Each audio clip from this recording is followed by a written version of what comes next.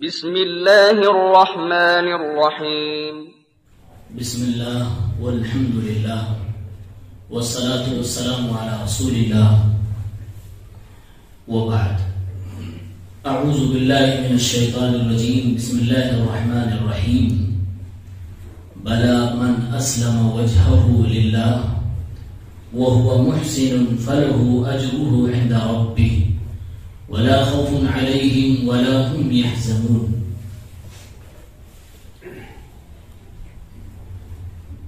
قابل صدر احترام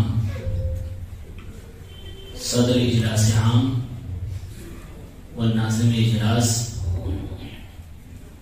و مہمان خصوصی جناب و فضیلت الشیخ شہاب الدین المدنی حفظہ اللہ و تولا، اللہ رب العالمین کا لاکھ لاکھ شکر و احسان ہے کہ اس نے ہمیں اور آپ کو توفیق دی کہ اس طرح کی مجلسوں کا ہم انعقاد کر سکے،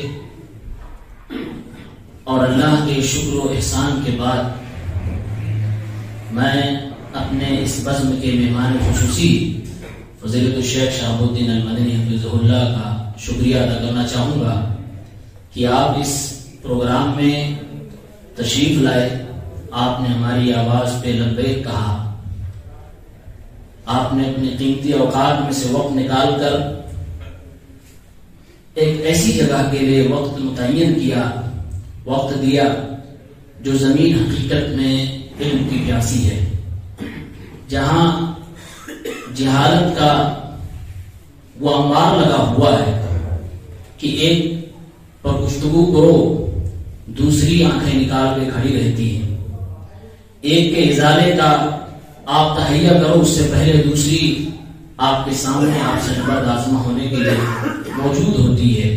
تو اس کے لیے آپ کا شکریہ، اور آپ سب سامعین کا بھی شکریہ، خواتین و حضرات کا بھی شکریہ کہ آپ سب ہماری دعوت پر یہاں تشریف لائے۔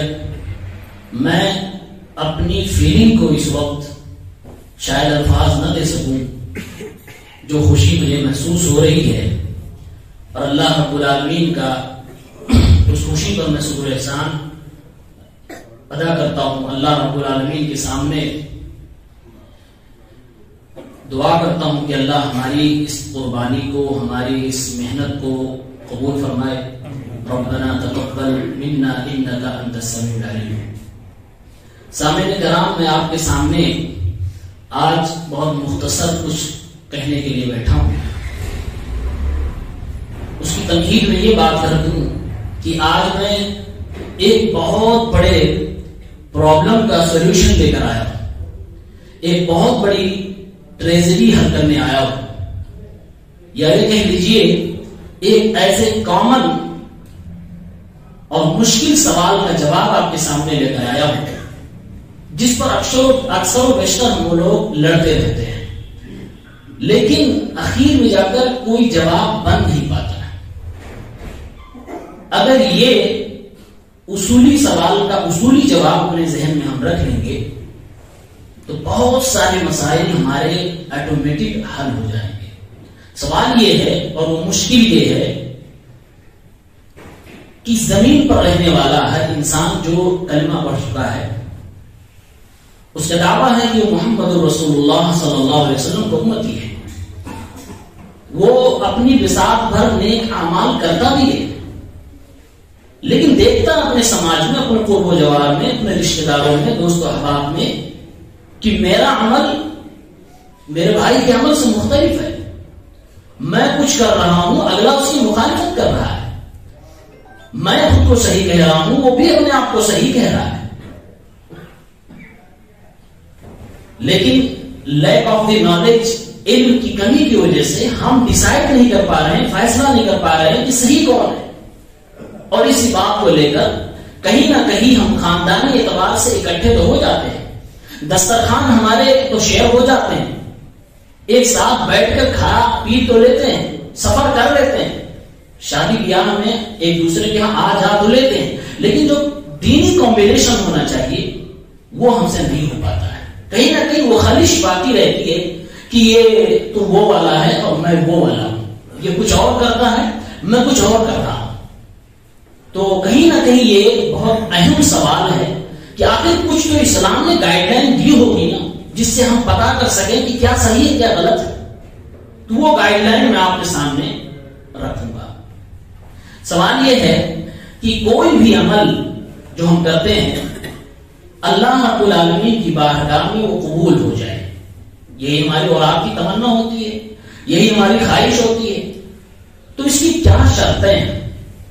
کون سے ایسی ایکٹیویٹی ہمارے عمل کے اندر ہونی چاہیے، کون سے ایسے خیالات ہونے چاہیے، کون سا ایسا طریقہ ہونا چاہیے کہ ہم عمل کریں تو امید لگائیں اللہ تعالیٰ سے کہ اللہ کی بارگاہ میں ضرور قبول ہوگا. تو اس کا جواب یہ ہے کہ اللہ تبارک و تعالیٰ کی بارگاہ میں کسی بھی عمل کے قبول ہونے کے لیے 3 شرط ہیں، یا یوں کہیے کسی بھی عمل کے ساتھ میں نیک ٹائٹل لگانے کے لیے ان 3 شرطوں کا پایا جانا انتہائی ضروری ہے.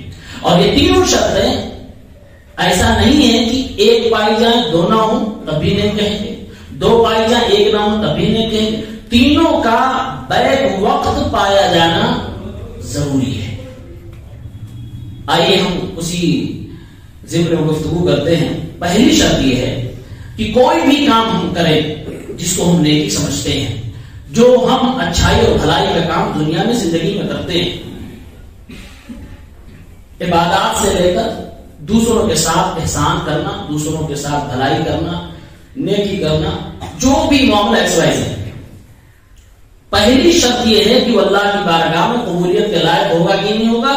پہلی شرط یہ ہے کہ آپ نے وہ کام جو کیا ہے وہ اسلام کی حالت میں کیا ہو، آپ خود مسلمان ہوں، آپ اسلام والے ہوں. یہ پہلی شرط ہے. اگر آپ کچھ بھی نیکی کریں، صبح سے لے کر شام تک روڈ پہ کھڑے ہو جائیں اور ہاتھ میں آپ کے نوٹ کی گڈیاں ہوں اور مسکینوں غریبوں کو، بیماروں کو، لاچاروں کو، بیواؤں کو بانٹتے رہیں، لیکن آپ کے پاس اسلام کی دولت نہیں ہے، تو اللہ کی قسم آپ کی نیکی اللہ کی بارگاہ میں قبول نہیں ہوگی. قرآن کریم میں اللہ تعالیٰ نے اس کی دلیل دی ہے اور مؤلف نے بھی اس کو کوٹ کیا ہے. سورۃ الکہف کی آیت نمبر 160 کو اللہ نے ارشاد فرمایا، ان الذين آمنوا وعملوا الصالحات كانت لهم جنات الفردوس نزلا.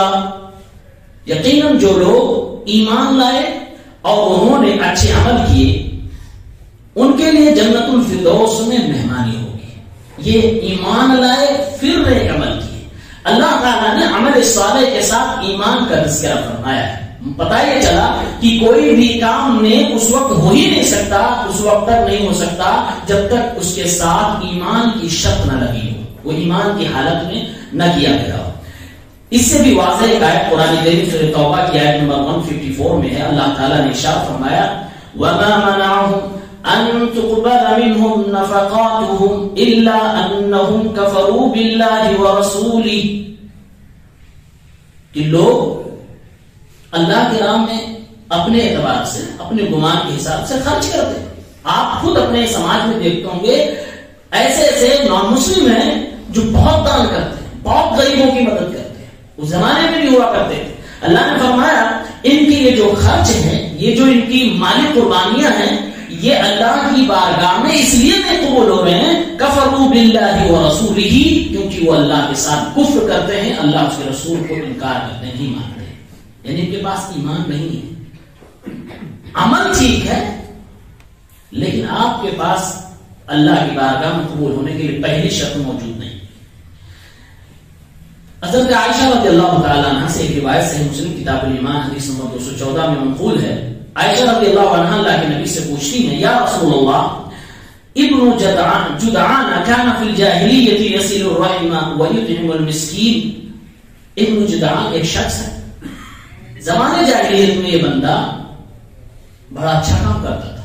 اے اللہ کے نبی، یہ رشتہ داری نبھانے میں ایک دم ٹاپ کلاس کا تھا، رشتہ داری نبھاتا تھا. وہ یطعم المسکین، مسکینوں کو کھانا کھلاتا تھا، پورے کے پورے لنگر لگا دیا کرتا تھا، خوب خرچ کرتا تھا. عائشہ رضی اللہ عنہا کا سوال کیا ہے، فَهَلْ ذَاكَ نَافِعُهُ، پیارے پیغمبر آپ بتائیں کیا اس کا یہ اچھا کام غریبوں کو مسکینوں کو کھلانا رشتہ داری کو نبھانا اسے فائدہ پہنچائے گا؟ دینی اعتبار سے آخرت کے دن اس کو فائدہ ملے گا؟ آپ صلی اللہ علیہ وسلم نے ارشاد فرمایا لا ينفعه انه لم يقل يوما رب اغفر لي خطيئتي يوم الدين. اس کا یہ عمل اسے نفع نہیں پہنچائے گا. کیوں؟ اس لیے کہ اس نے کسی دن بھی یہ نہیں کہا اے اللہ مجھے بخش دے، میرے گناہوں کو معاف فرما دے. اس دن جس دن فیصلے کا ہوگا، قیامت کے دن میرے خطاؤں کو معاف فرما دے. مطلب یہ ہوا کہ اس کا ایمان ہی نہیں تھا آخرت پر. اور آخرت پر ایمان ہونا، ایمان جو 6 چیزوں پہ ہوتا ہے ان میں سے ایک بنیادی رکن ہے. ایک چیز یہ بھی معلوم ہوئی کہ اگر جن جن چیزوں پر اللہ نے ایمان لانے کے لیے کہا ہے وہ ایمان، ارکان ایمان جو 6 چیزیں ہیں، ان میں سے اگر کوئی 5 مانتا ہے اور ایک پر انکار کر جائے تو وہ اسلام والا نہیں ہوتا، وہ مسلمان ہی نہیں ہوتا، وہ کافر ہوتا ہے. اس لیے اللہ کے نبی نے ایک چیز کی صرف مثال دی کہ وہ کبھی یہ نہیں کہا کہ اللہ میرے گناہوں کو قیامت کے دن بخش دینا، معاف فرما دینا. یعنی آخرت کے دن پر اس کا ایمان نہیں تھا، لہٰذا وہ کافر تھا اور کفر کی حالت میں اس نے یہ کام کیے ہیں، اللہ کی بارگاہ میں قبول نہیں ہوں گے، اسے کوئی نفع نہیں ملے گا، کوئی فائدہ نہیں ہوگا. تو پہلی شرط ہے کہ انسان جو بھی کام کرے وہ ایمان اور اسلام کی حالت میں ہونی چاہیے.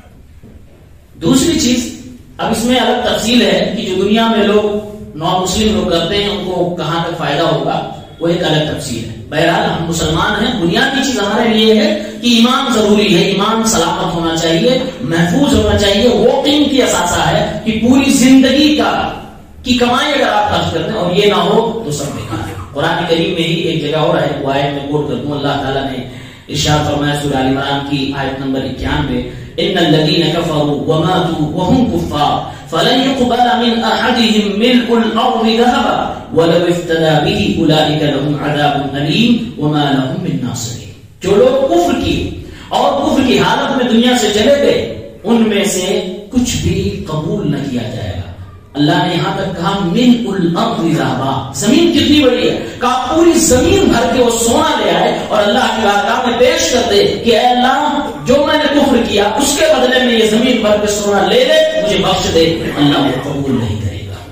اس سے آپ اندازہ کر لیں ایمان کی قیمت کیا ہے. ہمارے جان کی کوئی حیثیت نہیں اس ایمان کو بچانے کے لیے. اس ایمان کی بہت قیمت ہے، کوئی قیمت دنیا میں نہیں لگائی جا سکتی. ان اللہ اشترى من المؤمنین انفسهم واموالهم بان لهم الجنہ. جنت پانی ہے تو ہمیں خود کو اللہ کے حوالے کرنا ہوگا، اپنے مال کو اللہ کے حوالے کرنا ہوگا، اپنی جانوں کو اللہ کے لیے لگانا ہوگا. یہ سب چیزیں جب ہوں گی تب اللہ تعالیٰ جنت دے گا. لہٰذا ایمان کی قیمت سمجھے. اور پہلی شرط یہ ہے کہ ایمان کی حالت میں وہ کام کیا گیا. دوسری شرط یہ ہے کہ جو بھی کام آپ کیے یا کر رہے ہو وہ خالص اللہ کے لیے ہو. آپ کلمہ پڑھتے ہو، مسلمان ہو، آپ کے پاس ایمان ہے، کوئی کام کرنا چاہتے ہیں، کچھ نیک کام کرنا چاہتے ہیں تو اس میں آپ کی نیت میں کیا ہے یہ بڑا معنی رکھتا ہے کہ اللہ تعالیٰ اس کو قبول کرے گا کہ نہیں کرے گا. وہ قبولیت کی کرائٹیریا میں آ رہا ہے کہ نہیں آ رہا، اس دائرے میں آ رہا ہے کہ نہیں آ رہا، یہ آپ کے دل کی دھڑکنوں کا بڑا اس میں دخل ہوتا ہے. اور دل کی جو نیت ہوتی ہے اس نیت سے صاف ستھرا عمل بھی اگر صحیح نہیں ہے تو برباد ہو جاتا ہے، منہ پہ مار دیا جاتا ہے. اس لیے اللہ کے رسول صلی اللہ علیہ وسلم نے ارشاد فرمایا، صحیح حدیث ہے، صحیح مسلم کی کتاب الزہد حدیث نمبر 2985، حدیث قدسی ہے، یعنی اللہ تعالیٰ نے خود یہ بات کہی ہے انا اغنى الشرکاء عن الشرک. جو لوگ نیک کام کرتے ہیں، اچھے کام کرتے ہیں، لیکن وہ مجھے خوش کرنے کے علاوہ دوسروں کو بھی خوش کرنا چاہتے ہیں، اس عبادت میں میرے ساتھ دوسروں کو بھی شریک بناتے ہیں. یہاں دو بات آپ سمجھیں. ایک یہ کہ انتہائی بڑا شرک وہ ہوتا ہے کہ آدمی اللہ کو بیچ میں لاتا ہی نہیں، سیدھا دنیا والوں کو لے کرتا ہے، تو اس میں کوئی شک نہیں، وہ تو شرک ہے ہی.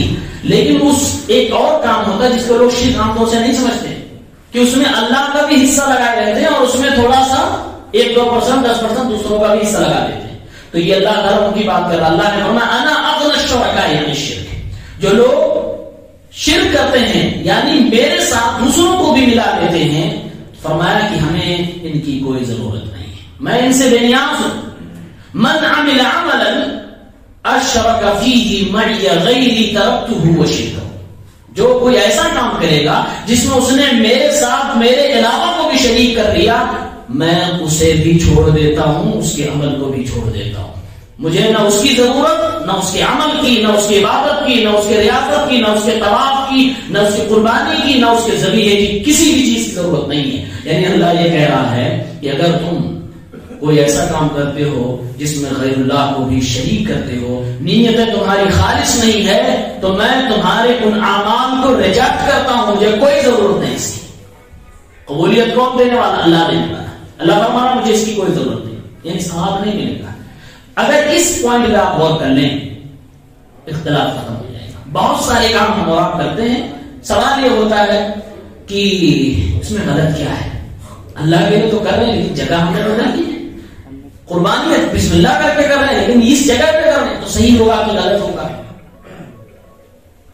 ان سارے سوالوں کا جواب آپ کو اس میں مل جائے گا. یہ تینوں باتیں آپ یاد رکھیں گے. تو پہلے دوسری شرط کیا ہے کہ اخلاص کے ساتھ, سچی نیت کے ساتھ وہ آپ کام کریں گے. اللہ تعالیٰ نے قرآن میں کئی جگہوں پہ فرمایا ہے. ایک مثال ہے سورہ زمر آیت نمبر 2, اللہ نے فرمایا فاعبد اللہ مخلصا لہ الدین. اللہ کی عبادت کرو خالص اسی کی عبادت کرتے ہوئے, دین کو اسی کے لیے خالص کر کے عبادت کرو. عبادت میں ذرہ برابر کسی کو ساجی و شریک نہ بناؤ. یہ اللہ کا مطالبہ ہے. اسی لیے کوئی بھی کام جو آپ چاہتے ہیں کہ ہمیں ثواب ملے تو اس میں خالص اللہ تعالی کے لیے ہونا چاہیے. جیسے یہ پروگرام ہونا ہے, پروگرام میں آپ کے سامنے ایسے مقرر ہوں, آپ ایسے سامنے سننے والے ہیں. اگر میری نیت نعوذ باللہ اللہ کو خوش کرنے کے علاوہ آپ کو راضی کرنا ہے, آپ کے من کے مطابق بولنا ہے, تو میں غلط ہوں. میں غلط ہوں, یہ نیک کام نہیں ہوگا. نیک کام ہونے کے لیے شرط ہے کہ میرے دل میں یہ ہو کہ میں یہ جو کر رہا ہوں اللہ کے لیے کر رہا ہوں, اللہ کے لیے کر رہا ہوں, اللہ کو خوش کرنا چاہتا ہوں. کام میرا ہے آپ تک بات پہنچانا, آپ کا کام ہے سننے کے بعد عمل کرنا. یہ آپ کی نیت ہونی چاہیے. آپ کی نیت مزے لینا, نمبر دینا, کریٹیسائز کرنا, تنقید کرنا نہیں ہے. آپ کا کام ہے عمل کرنا. آپ سنیں, سمجھیں, آپ اور وضاحت چاہتے ہیں اور وضاحت لیں, دلائل لیں, کتابیں لیں, علماء سے ملیں, سوال جواب کریں, ڈیبیٹ کریں, سب تہذیب کے دائرے میں رہ کر کریں, لیکن عمل کریں.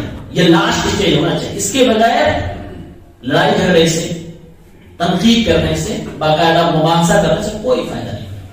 اگر عمل کی نیت نہیں ہے, بہت سارے سوالات ایسے ہوتے ہیں کہ نیت عمل کی نہیں ہوتی ہے, بس مولانا صاحب نیچے گر جائے تھوڑا سا, میں علمی اسٹیٹس بنا دیتا ہوں. یہ نیت اگر آپ کی ہے تو آپ سوال نہیں کر رہے, آپ بوال کر رہے.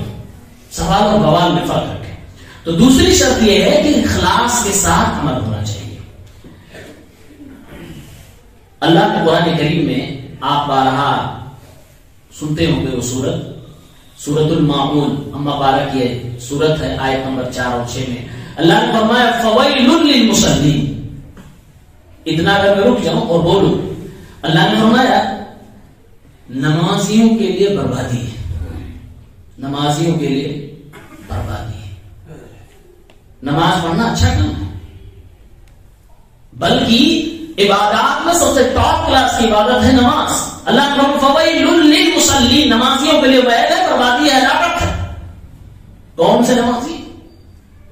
الذین هم, آگے بولیے. اللہ نے کہا کہ ان لوگوں کے لیے بربادی ہے جو لوگ اپنی نمازوں میں غفلت برتتے, نمازیں صحیح سے نہیں پڑھتے, نیتیں نہیں صحیح ہیں. آگے اللہ نے فرمایا الذین هم یراؤون, دکھاوے کے لیے نماز پڑھتے ہیں. یعنی عبادت جو ٹاپ کلاس کی ہے اس میں بھی اگر ریاکاری آ گئی تو عبادت اللہ کی بارگاہ میں قبول نہیں ہوتی. قبول ہونا تو دور کی بات ہے, بلکہ ان کے لیے وہ نماز وبال ہو جائے گی بجائے ثواب کے, جو دکھاوے کے لیے نماز پڑھتے ہیں. تو اس لیے ضروری ہے کہ اخلاص کے ساتھ عبادت ہونی چاہیے. اسی لیے صحیح مسلم کتاب الامارہ کے اندر 1905 میں روایت آتی ہے, اللہ تعالیٰ نے, اللہ کے نبی صلی اللہ علیہ وسلم نے فرمایا ان اول الناس يقضى يوم القيامة عليه ثلاثة, قیامت کے دن سب سے پہلے جن کے بارے میں فیصلہ کیا جائے گا اٹھا کے جہنم میں ڈالا جائے گا, ان میں سے 3 لوگ ہوں گے. ان میں سے ایک یہ ہیں جو دکھاوے کے لیے کام کرتے ہیں, بلکہ 3 وہ ہوں گے جو دکھاوے کے لیے کر رہے ہوں گے, نیتوں کی صحیح نہیں ہوگی. تو نیتوں پہ پکڑ ہوگی, اس لیے ہر وہ شخص جو بہترین لباس میں, بہترین گیٹ اپ کے اندر بیٹھ کر قرآن و سنت کی بات کر رہا ہے, صحیح نہیں ہو سکتا. ہر چمکتی ہوئی چیز سونا نہیں ہوتی ہے. وہاں اخلاص کا بھی بڑا معنی رکھتا ہے کہ وہ اللہ کی بارگاہ میں قبول ہے کہ نہیں ہے. بہت سارے مسائل آتے ہیں اور آپ دیکھتے ہیں لوگ کہتے ہیں مولانا بیچارہ بڑا سچا نہیں ہے, نیت اس کی بڑی صحیح ہے, طریقہ غلط ہے کیا ہوا. اور اس سے الٹا کبھی کبھی سوال کرتے ہیں کیوں بہت اچھے طریقے سے کر رہا ہے, پوری داڑھی ہے, پورا اچھا لباس پہنا ہے, اللہ اس کے رسول کا نام لیتا ہے, لیکن اس کی نیت کبھی کبھی نیتیں ظاہر ہو جاتی ہے, ورنہ نیتوں کو تو اللہ بہتر جانتا ہے. اس لیے ہر آدمی اپنے اعتبار سے دیکھے کہ ہماری نیت کیا ہے. میں اگر نماز پڑھ رہا ہوں تو کس لیے پڑھ رہا ہوں, کس کے لیے پڑھ رہا ہوں, اور اگر میں زکات دے رہا ہوں تو کس لیے دے رہا ہوں, کس کے لیے دے رہا ہوں. یہ بار بار اپنے دماغ میں رکھیں, اپنے دل سے پوچھیں, تبھی اللہ کی بارگاہ میں عبادت قبول. تیسری اور آخری شرط, کسی بھی کام کو نیک ہونے کے لیے بہت لازمی شرط یہ ہے کہ وہ کام ہمارے پیغمبر صلی اللہ علیہ وسلم کے شریعت کے مطابق ہو. یہ وہ شرط ہے جس شرط پہ اگر ہم اور آپ کھلے دل سے آ جائیں, مان لیں, اللہ کی قسم اس زمین پر بدعت نام کی کوئی چیز باقی نہیں رہے گی. جو پہلی شرط ہوتا ہے اخلاص ہے, اخلاص کو مان لیں, شرک ختم, اس کو مان لیں, بدعت ختم. اسی کو لے کر جھگڑا ہے, اسی کو لے کر جھگڑا ہے. تو تیسری شرط یہ کہ وہ کام رسول اللہ صلی اللہ علیہ وسلم کے طریقے کے مطابق ہونا چاہیے. اب اللہ کے نبی صلی اللہ علیہ وسلم کے طریقے کو لازم پکڑنے کے حوالے سے قرآن کریم میں اللہ تعالیٰ نے سورہ حشر کے آیت نمبر 7 میں ارشاد فرمایا وَمَا آتَاكُمُ الرَّسُولُ فَخُذُوهُ وَمَا نَهَاكُمْ عَنْهُ فَانْتَهُوا. اے مومنون, اے لوگوں, جو کچھ رسول تمہیں دیں وہ لے لو, اور جس چیز سے تمہیں منع کر دیں اس سے رک جاؤ. یہ اگر اپنے ذہن میں بات رکھ لیں کہ اللہ کہہ رہا جو رسول دے اسے لے لو, اور جس سے روک دیں اس سے رک جاؤ, پھر آپ ہر نیک کام کرنے کے وقت یہ سوچیں گے میرے رسول نے کہیں اس سے روکا تو نہیں جو میں کرنے جا رہا ہوں, اور اگر میرے رسول نے اس کو کرنے کے لیے کہا ہے تو ہمارے رسول نے کچھ طریقہ بتایا ہوگا, کچھ اس کے لیے اصول بتائے ہوں گے, کچھ ڈھنگ بتایا ہوگا کیسے منمانی کرنا ہے. تو یہ بنیادی بات اپنے دماغ میں رکھیں کہ جو رسول نے دیا, جو کہا اسے ہمیں کرنا ہے, جس سے منع کیا ہے اسے ہمیں نہیں کرنا ہے. کوئی بھی کام ہوگا ہم اللہ کے رسول کے بتائے ہوئے طریقے پر کریں گے. اللہ کے نبی صلی اللہ علیہ وسلم نے ارشاد فرمایا, صحیح مسلم اور ابو داؤد کی روایت ہے, حضرت عائشہ رضی اللہ تعالیٰ عنہ بیان کرتی ہیں من عمل عملا ليس عليه امرنا فهو رد. یہ بھی بڑی جامع حدیث ہے, چھوٹی چھوٹی حدیث ہے, لیکن افسوس مسلمانوں کو معلوم نہیں ہوتا. فرمایا اللہ کے نبی صلی اللہ علیہ وسلم نے جو شخص ایسا عمل کرے جس پر ہمارا حکم نہ ہو, جس پر یہ کہنے قرآن و سنت کی دلیل نہ ہو, وہ عمل مردود ہے, ناقابل قبول ہے. یہ ایک دم واضح بات ہے, اس میں کوئی گھماؤ نہیں ہے, کوئی تعبیر نہیں ہے, ایک دم واضح بات ہے. اب جو لوگ اس زمین پر رہ کر اپنے آپ کو مسلمان کہتے ہیں اور زندگی میں سال بھر کے طرح طرح کے کام کرتے ہیں, سب کے پیچھے لیبل کیا ہے, دین کا کام ہے. کام کیا ہے, دین کا ہے. چاہے وہ قرآن خوانی کا مسئلہ ہو, چاہے وہ گھر کے اندر انٹرنس کرنے کے وقت کی قرآن خوانی ہو, چاہے انتقال کرنے کے بعد کی قرآن خوانی ہو, چاہے وہ کوئی تہوار ہو, چاہے کوئی عید ہو, کچھ بھی ہو, جو بھی دین کے نام پہ آپ کر رہے ہیں, ضروری ہے کہ آپ اس کا پروف لے کر آئیں کہ ہمارے رسول نے اس کو کیا ہے, کہا ہے, ورنہ وہ رسول اللہ کا حکم ہے کہ وہ مردود ہے, ناقابل قبول ہے. اب اگر میں محنتیں کروں, پیسے خرچ کروں, بچوں کے جوڑے دے لاؤں, گھر میں پکوان پکواؤں اور خوش ہوں کہ یہ تو میں عبادت کر رہا ہوں, میں تو تاجدار مدینہ کے عشق میں فنا ہونے کو تیار ہوں, اور اگر میرے رسول کی آواز سنانے والا کوئی سنائے اور کہے کائنات کے امام نے ارشاد فرمایا من عمل عملا لیس علیہ امرنا فہو رد، جس نے کچھ ایسا کیا جس پر میری مہر نہیں ہے، میری دلیل موجود نہیں ہے، وہ ناقابل قبول ہے۔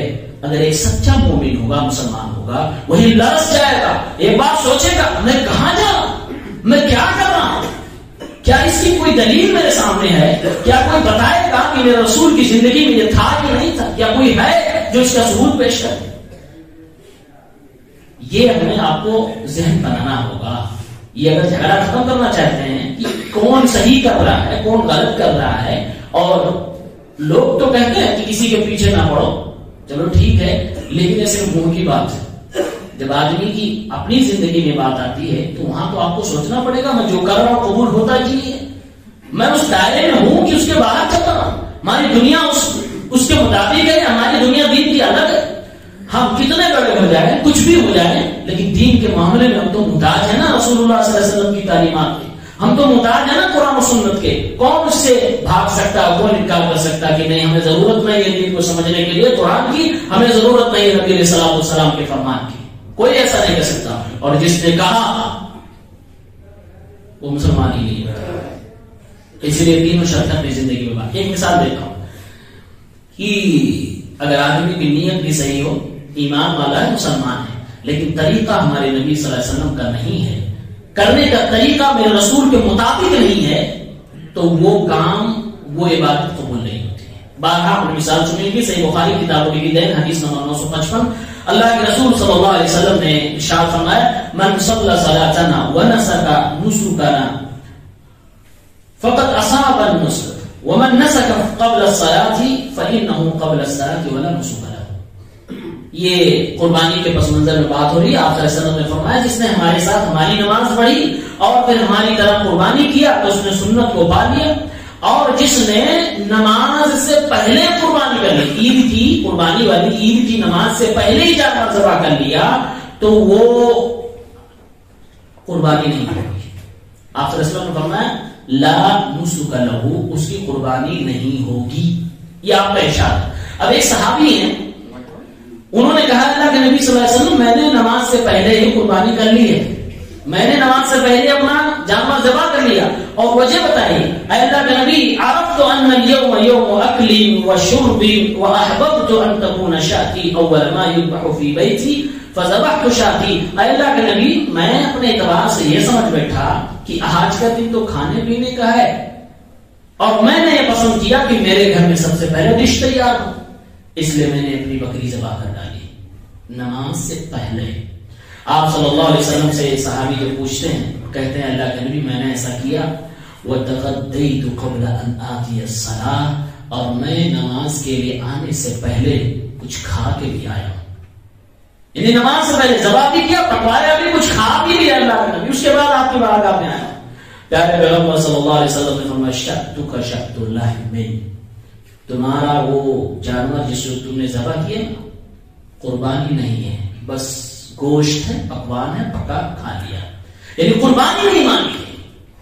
آپ صحابی کے اس عمل کو دیکھیں، نیت پہ سوال تو نہیں کر سکتے، نیت بالکل کھری ہے، بالکل صاف ستھری ہے، اور نبی کے صلی اللہ علیہ وسلم کے سامنے پورا کلیئر بات بتا کہ اللہ کے نبی میری کوئی ایسی منشا نہیں کہ میں آپ کی مخالفت کروں، اے اللہ کے نبی صلی اللہ علیہ وسلم میں نے ایسا ایسا سوچا تھا، بس ایسے ایسے سوچ کے ہم نے ایسا کر ڈالا۔ آپ صلی اللہ علیہ وسلم اگر آج کے کچھ ایسے علماء کی طرح ہوتے جو سامنے والے کو دیکھ کر اپنے فتوے بدل لیتے ہیں تو شاید کہہ دیتے تیرے اوپر مجھے ترس آ رہا، تیری قربانی ہو گئی، چل کوئی بات نہیں۔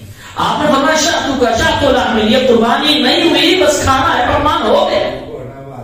صحابی نے کہا اللہ کے نبی صلی اللہ علیہ وسلم کچھ گنجائش ہے؟ آپ صلی اللہ علیہ وسلم نے کہا دوسرا جانور ہے۔ اس نے کہا اللہ کے نبی دوسرا جانور ہے لیکن دانتا نہیں ہے، 1 سال کا ہو گیا ہے۔ آپ صلی اللہ علیہ وسلم نے کہا لے آؤ اسی کو ذبح کر دو، لیکن یاد رکھنا تمہارے علاوہ دوسروں کے لیے جائز نہیں ہوگا، تمہارے لیے یہ اسپیشل حکم ہوا۔ اس واقعے سے آپ نے کیا سمجھا، اس بات سے کیا سمجھا؟ نیتیں اگر اچھی ہو، بہت صحیح ہو، دلوں کا حال اللہ جانتا ہے، لیکن طریقہ کا محمد رسول اللہ کا نہیں ہے۔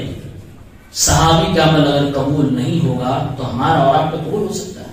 کبھی نہیں قبول ہو سکتا ہے۔ اس لیے اگر چاہتے ہیں کہ ہمارے اعمال، ہماری عبادتیں، ہماری ساری چیزیں جو ہم دین کے حوالے سے کرتے ہیں اس پہ ہمیں ثواب بھی ملے، ثواب ملے، ثواب چاہتے ہیں، قیامت کے اس کا بدلہ چاہتے ہیں، اس کے لیے آپ جنت چاہتے ہیں، تو آپ کو ان 3 شرطوں کو بار بار دیکھنا ہو اور دماغ میں رکھیے ایمان ہمارے پاس ہے کہ نہیں، اسلام والا ہوں کہ نہیں ہوں، اور اس کے بعد میں جو کام کر رہا ہوں اخلاص ہے اس میں کہ نہیں، اور سب سے بڑی چیز وہ طریقہ ہمارے پاس ہے کہ نہیں جو محمد رسول اللہ صلی اللہ علیہ وسلم نے دیا تھا۔ افسوس تو اس وقت آدمی کو ہوتا ہے جب وہ 50 سال تک نماز پڑھتا رہا، 50 سال کی دہلیز پر اس کے سامنے کتاب آتی ہے، کوئی بتانے والا آتا ہے، پھر اس کے بعد وہ دیکھتا ہے، چونکتا ہے، پیر کے نیچے سے زمین کھسک جاتی ہے جب اسے پتا چلتا ہے کہ 50 سال تک میں نے نمازیں پڑھی ہیں اور نبی علیہ السلام کی ہزاروں حدیثوں کی مخالفت میں نے نماز میں صرف کی ہے۔ پھر وہاں وہ کب کبھی تاری ہو جاتی ہے، وہ کہتا ہے میں نے کیا کیا، مجھے آج تک پتا نہیں، مجھے آج تک معلوم نہیں۔ کیوں؟ نیت اچھی ہے، عبادت کر رہے ہیں، مسجدوں میں آ رہے ہیں، ٹھنڈی میں اٹھ کے آ رہے ہیں، وضو کر رہے ہیں، ٹائم لے رہے ہیں، جس وقت دنیا اٹھنا نہیں چاہتی قربانی بندہ دے رہا، اور اللہ رب العالمین کے بارے میں قبول نہ چاہیے، کوئی مطلب نہیں۔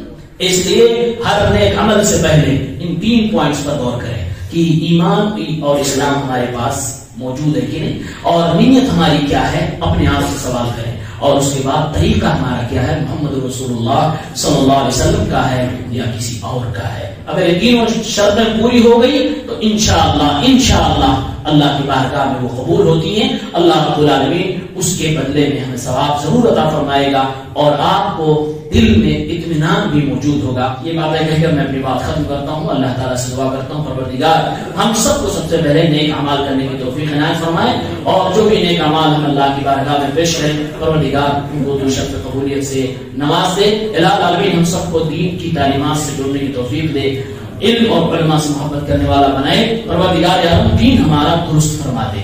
آمین۔ وآخر دعوانا الحمدللہ رب العالمین۔ السلام علیکم ورحمۃ اللہ وبرکاتہ۔